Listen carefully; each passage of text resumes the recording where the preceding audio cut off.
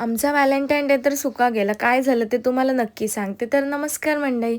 Valentine डेच्या दिवशी आम्ही कुठेच गेलो नाही, कारण आमची छोटीशी भांडणं झालेली. त्याच्यामुळे आम्हाला कुठे जाताना आलं नाही. त्याने माझ्यासाठी खूप सारे प्लॅन केलेले, पण ते मी सगळे फेल घालवले. कारण जेव्हा काय असतं ना, तेव्हा मलाच काहीतरी होतं आणि मग ते मी कॅन्सल करते. पण याचा अर्थ असा नाही की त्याने मला रात्री गिफ्ट दिलेलं आणि ते माझ्यासाठी खूप जास्त अनएक्सपेक्टेड होतं आणि खूप स्पेशल होतं. कारण त्याला पण करमत नाही की मला कोणतेही गिफ्ट नाही देणार, असं होणारच नाही. त्याने मला इतकी सवय झाली गिफ्टची आणि मला गिफ्ट असे खूप आवडतात. त्याच्यामुळे तो बोलला की आज आपण हॉटेलला जाऊया, कारण कुठे गेलो ना आपण, मग जेवायला जाऊया बाहेर. त्याच्यामुळे बाहेर वगैरे जेवायला गेलेलो.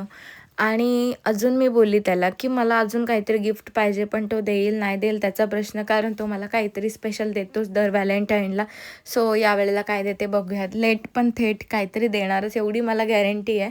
कारण ते दिलेलं गिफ्ट माझ्यासाठी ॲक्च्युअलमध्ये खूप जास्त स्पेशल होतं. ते छोटं असू दे नाही तर मोठं.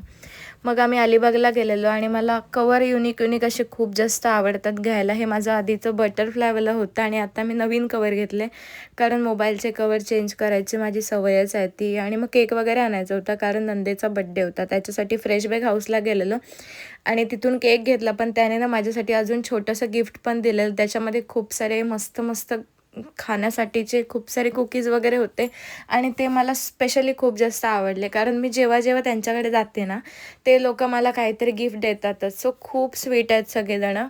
त्याच्यानंतर मग जेव्हा घरी आली, बड्डे वगैरे झाला आणि मग केला मी माझा नाईटचा स्किन केअर.